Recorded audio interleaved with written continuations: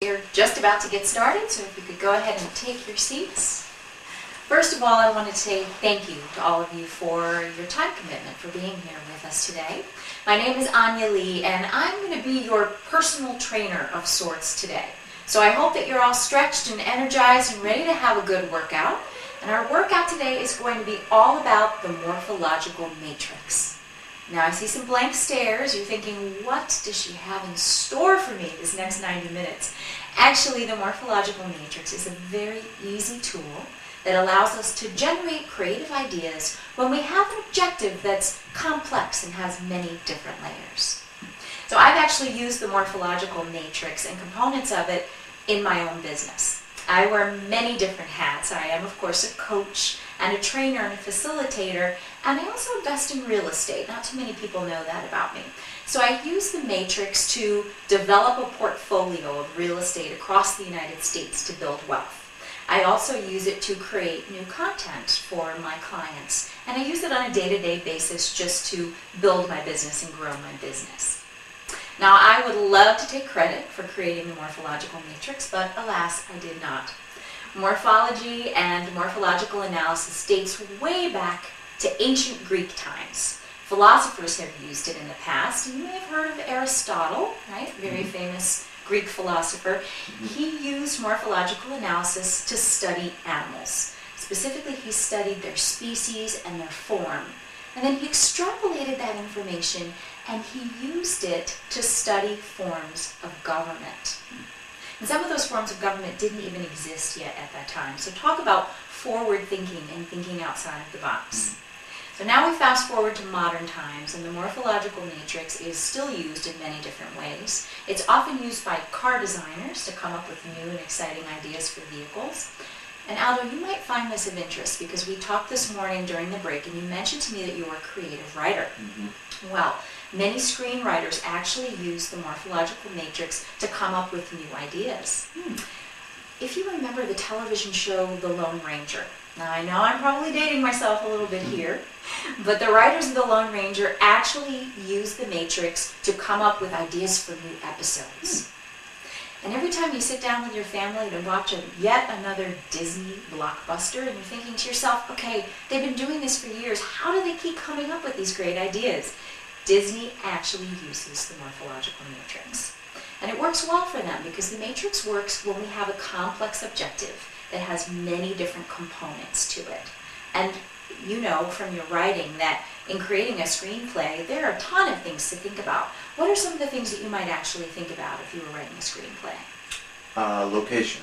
Location is an important one. The artistic and production crew. Absolutely. The budget. Mm-hmm. And when you're going to shoot it. Yeah, that's something to think about. Advertising. Advertising. And so many more, right? The list goes on and on and on. So it's definitely something that's multi-layered, a large objective. And Disney can use this to break down all of those important components and generate new and innovative ideas. So before I give you an opportunity to actually put this into practice, I just want to go through the 6-step process. And we've got a PowerPoint up here if you like a visual.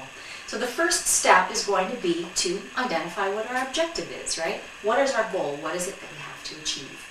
Then the next step is going to be simply to brainstorm all of the different ideas, all of the different attributes that make up that larger objective. So now we've got a really large list. The third step is going to be to make that list a little bit smaller. We're going to look at all of those different attributes and we're going to choose the 3 or 4 that seem the most relevant and most useful. Once we've done that, the fourth step is brainstorm yet again. Now we're going to brainstorm each individual attribute. Now we've come up with a whole host of new information. The next step is to start combining some of those attributes. And in doing that, we come up with a solution that we can then evaluate against our objective. So 6 pretty easy steps. Any questions about that process at all? No. Great. So now we're actually going to look at an example. So let's say that our first objective is to open a restaurant. I'm a huge fan of food, so opening a restaurant sounds pretty good to me. A lot to think about, pretty complex objective. What are some of the things that we'd want to think about if we were opening a restaurant together? The type of food. Type of food, that's probably number 1, most important right there. Location. Location. The decor. The decor. Your budget. Budget, absolutely. Again, a whole host of different options, but for this particular example, you'll see that we chose location, the style of the restaurant, and of course, the type of food. So what's our next step? Now that we've narrowed it down to the 3 most important attributes, what do we want to do next in the matrix? See all the different options that we have? Yeah, we're going to do some more brainstorming, right? Because there are a lot of different options for location, for instance. If we were here in New York, there's the meatpacking district, there's the Upper West Side, right? So we're going to brainstorm for location. We're going to do the same again for the style of restaurant, and then again for the type of food. You see here in our example, we've generated a lot of information here. We actually have about 9 different options in each category. So 9 times 9 times 9 is 729. There are 729 combinable options here. Now, for the sake of this example, we decided to choose a railway station, a lot of foot traffic in a railway station. And for the style, we wanted something chic and modern. It's going to be an art gallery style restaurant. And the type of food is going to be everything that's green. Sounds pretty healthy to me. That's just one of 729 options. We can now evaluate this and see how well it works for opening this new restaurant. And if we find that it really doesn't work well, we've got another 728 to look for. So that's really the advantage of the matrix, is that it gives us so much information in a very short amount of time. And it gives us some interesting combinations that we may not have come up with on our own. Any questions at all about this process and how to apply it? All right. So are you ready to actually try it out yourself? Sure. Fantastic. For this first one, I'm going to give you an objective. It's summertime, and this is the time of year when we all like to go on vacation. So how about we plan together the best summer vacation ever? We'll come up with some creative ideas for a great summer vacation. So what's up first? What's our first task? Where you're going? Where you're going, absolutely. Yeah, we're going to brainstorm a list of all of the important stuff. And I tell you what, I will be your scribe. Okay. And you can just call out ideas to me as you think of them. Where to go? Budget? Your budget. Accommodations? Yes, accommodations. That's important. Who's going? Who's going? You definitely want to know that in advance. Anything else? When to go? When to go is important. You want to know the climate. When to go. How long to go for? How long to go for? Hopefully a long time. That's a pretty good list right there. So what's the next step? Then we're going to pick a few of those that we feel are the most important and then further brainstorm on those. Absolutely. We're going to take our wide list and we're going to narrow it down to 3 or 4 most important. So if you don't mind me calling on you as a volunteer, would you come on up here, Aldo? Sure. And would you just circle the 3 that are your favorites, the ones that you think are going to be the most important in creating the best vacation ever? Okay, let's do accommodations. Accommodations. Where to go. Where to go. And who's going? That sounds great. Thank you so much. You can go ahead and have a seat. So what I'm going to do now is pass out a piece of flip chart paper to each one of you. And I'm going to ask that you write down these 3 attributes at the top of the page. And you're going to brainstorm once again. You're going to brainstorm each one of these. Come up with as many ideas as you can. You have pens underneath your chairs, so you can go ahead and grab those. And there's no need for evaluation at this point. That actually happens at the end. Right now, you're just coming up with as many ideas as you can possibly think of, and I'm going to give you just a couple of minutes to do that. Go ahead. While you're writing, if you find that you have any questions at all, please just raise your hand. I'm happy to come around and answer questions.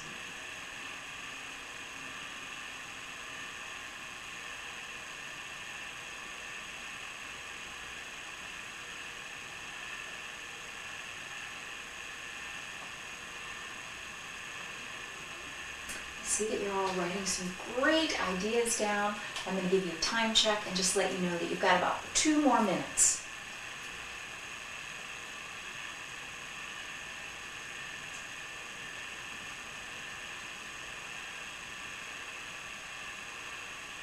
All right, about 30 seconds to finish up. All right, I'm going to ask you to please put your pens down and let's see what kind of information you came up with.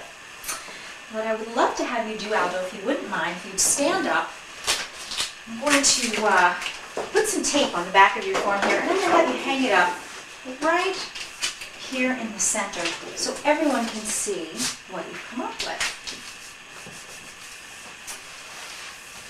Now, I see here that you have come up with about 5 items here in each category. So you've come up with a total of 125 different options. And remember, I only gave you a couple of minutes to do this.